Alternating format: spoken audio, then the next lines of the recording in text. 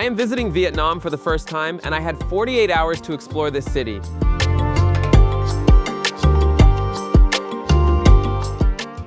I'm going to track expenses for everything from food, transportation, accommodation, and places I'd visit to see what this short trip really costs. This is Saigon, or as the official paperwork insists, Ho Chi Minh City.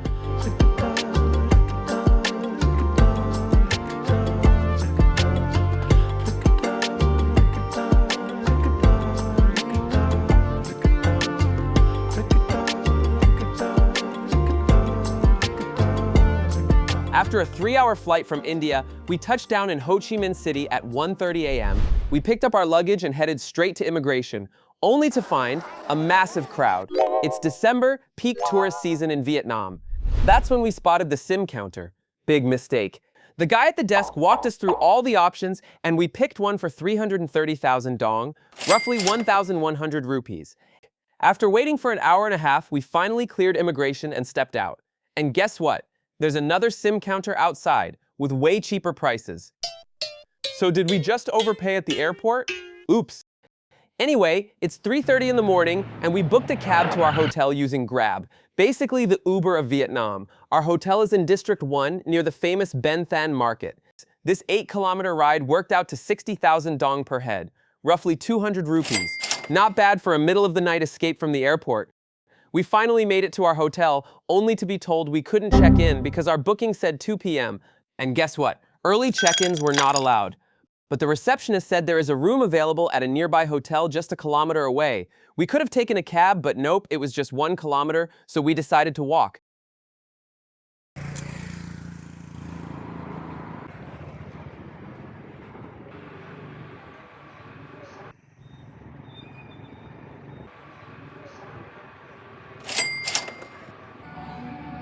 Finally, we reached the hotel, which is right next to the famous walking street.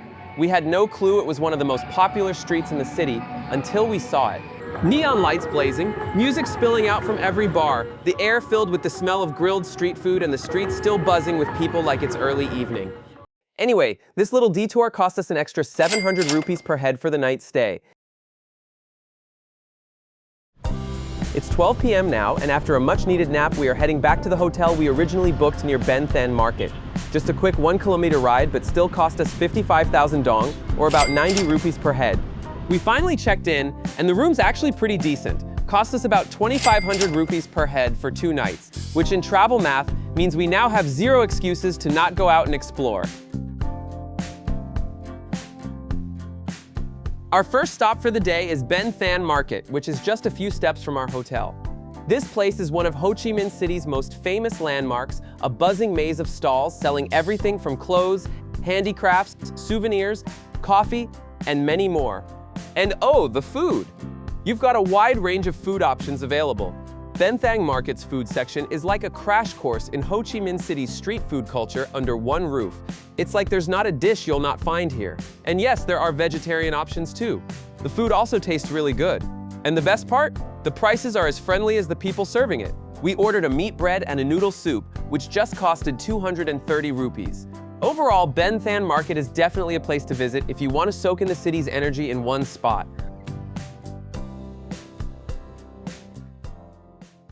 It's 2 p.m. in Saigon, and we're outside the Ben Thanh Market, which, by the way, is also a starting point for the city's hop-on hop-off sightseeing bus. It's one of those big red double-decker hop-on hop-off buses. Grab a pass, and you can jump on or off at any stop as many times as you want within its validity, whether that's 1 hour, 4 hours, or a full 24 hours. A bit on the pricey side if you ask me, but you can sit back on the open-top bus and soak in the panoramic views, so we picked the 1-hour pass and headed straight up to the top deck. Here's a quick glimpse of what we saw along the way.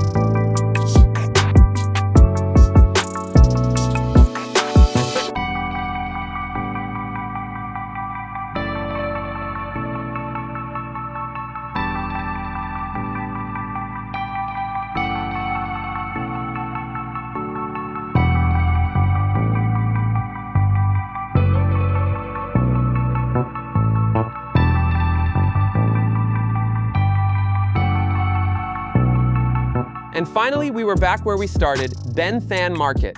Overall, it was a nice ride, and we got to click some good photos along the way.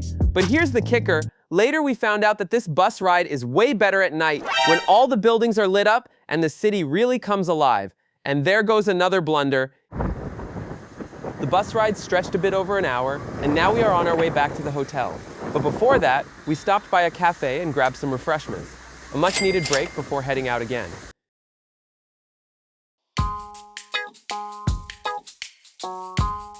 After resting for some time, we're heading out for an evening walk to explore Ho Chi Minh City's iconic landmarks, all in District 1 and within walking distance. Like everything is so close, you can cover it all on foot, no cabs and no stress. Our first stop, the Notre Dame Cathedral of Saigon, a true French colonial masterpiece built in the 1800s right in the heart of the city. But it's under renovation right now. So we headed to the iconic Saigon Central Post Office, which is right next to the cathedral. This place is another architectural gem. It feels like stepping into 19th century Europe, although I wonder if it was this crowded back then. Inside, you'll find a charming mix of souvenirs, postcards, and paper crafts. And also, you can actually send a postcard home from here, though it might take a few weeks if it makes it all. We just stepped out of the post office and wow, the cathedral in front of us is now fully lit up. Earlier it looked good, but now it's stunning.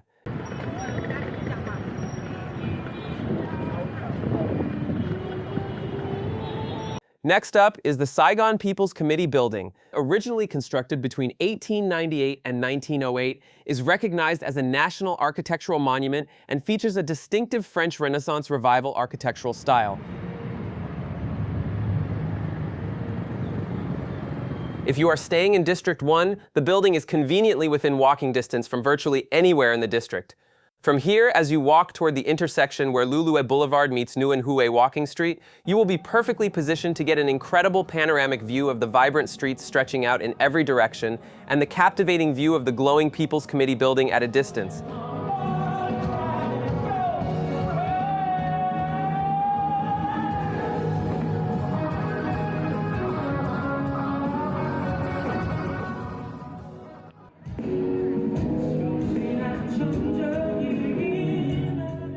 This walking street is more than just a scenic path. It's where Saigon's soul shows, people gather to chat, take photos, or relax. It's very much the heartbeat of modern Saigon's social life.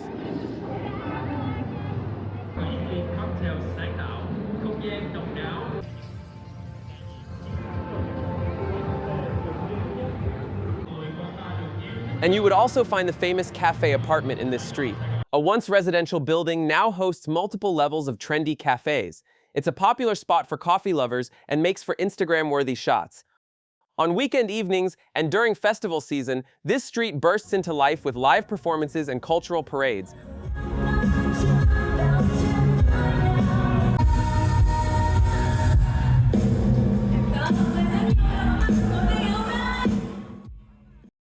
After walking for a solid couple of hours, it was time to recharge. We stopped at a prominent ice cream shop and treated ourselves to their famous coconut ice cream and headed for dinner. Ice cream before dinner? Don't ask, it just happened. We stopped at this cozy spot called Seoul near Ben Thanh Market. Ordered chicken pho, barbecue pork ribs, and veg spring rolls. A little pricey, but every bite was worth it, and the ambiance, spot on.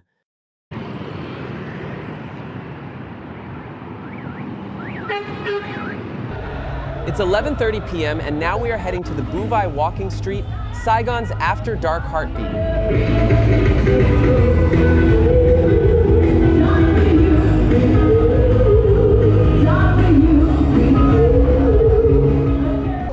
It's like an open-air festival with neon lights, thumping music, and streets filled with everyone from backpackers to locals. A mix of DJs spinning loud beats, bands rocking live, crowd that's definitely a little tipsy, chaotic, colorful, and a crowd so alive you'll forget sleep is a thing. Let's go.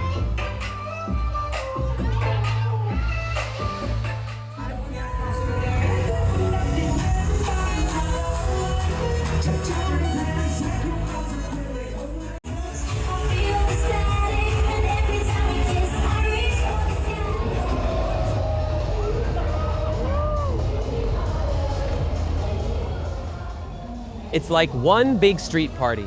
We spent some money on refreshments, and after soaking in the walking street vibes for a couple of hours, we finally called it a night.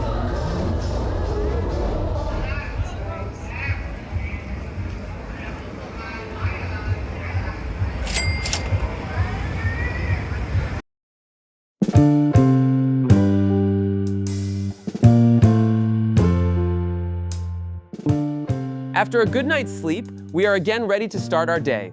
First thing on today's checklist is the Ho Chi tunnels. You can book a guided tour through your hotel or online, which usually includes transport, tunnel entry ticket, and an English-speaking guide explaining the history.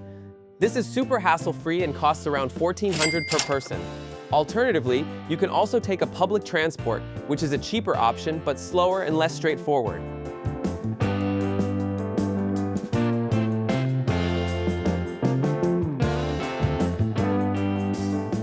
At Ho Chi tunnels, you'll see some of the ingenious traps used during the French and American wars.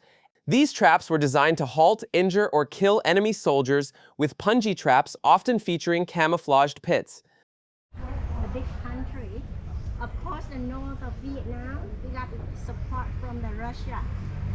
This was not enough.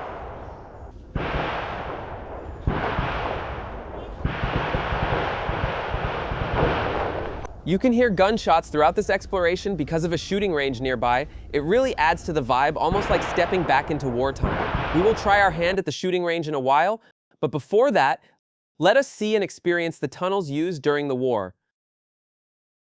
The Cu Chi district is a Viet Cong stronghold during the French War and has a secret underground network used by Vietnamese soldiers to hide and launch surprise attacks during the war.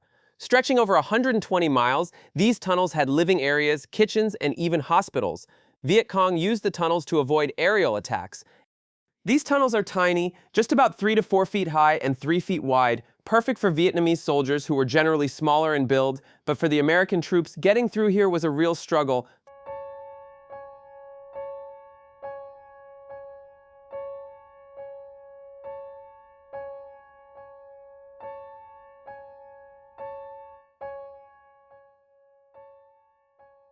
The guide warned anyone with claustrophobia or asthma to skip this, and even if you do not have any of that, it's still intense.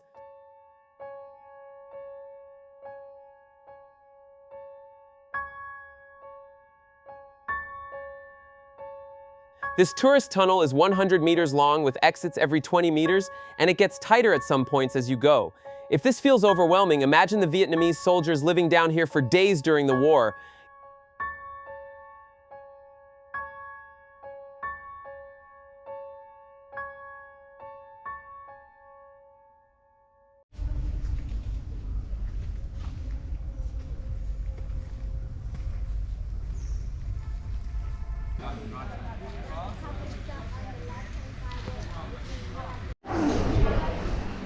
The shooting range here is an experience in itself. You can choose from a few available weapon options, and you get 10 rounds for a price of 600,000 dong, which 2 people can share. So it is roughly 1,000 rupees per head.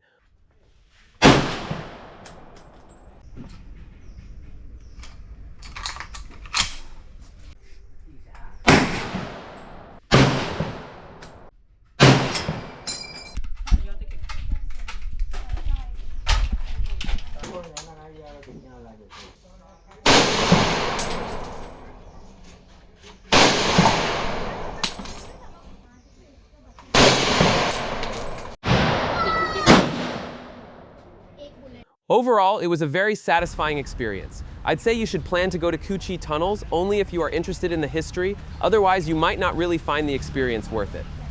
Going down the tunnels. I know that you're still young, but this is my job, so I got to tell you the rules that not allowed for the people who got heart attack, who got asthma.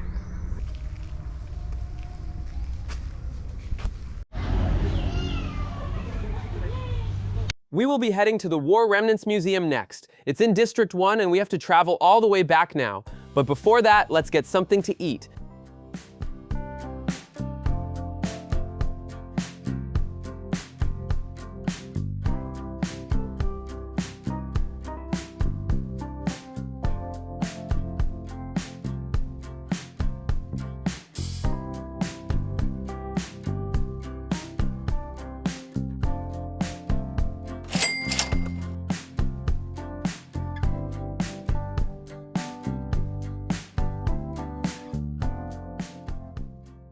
It's 5 p.m. now, and we are here at the War Remnants Museum, but it is open only until 5:30 p.m., so we'll have to be quick. The entry ticket price is 40,000 dong or 130 rupees per head. The War Remnants Museum carries with it a dark past. It's not just a collection of weapons, but a stark reminder of what war does to people. The exhibits are difficult to look at, yet even harder to forget. This place doesn't glorify war, it exposes its brutality, the pain it left behind, and the devastating impact it had on all sides.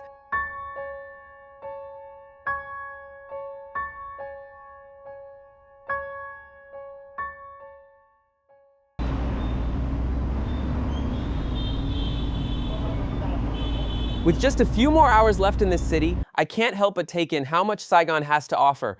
We picked up a few souvenirs and some chocolates to take back home, but before calling it a night, we couldn't resist heading to one of the most popular nightlife spots right here on Nguyen Hue Street.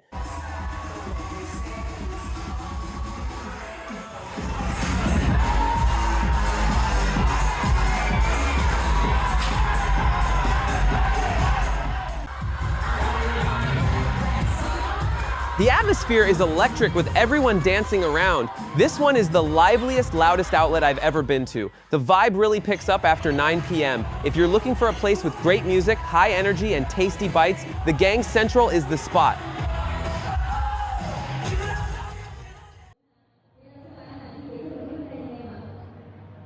It's been an amazing 48 hours here in Saigon. The city truly has a charm of its own.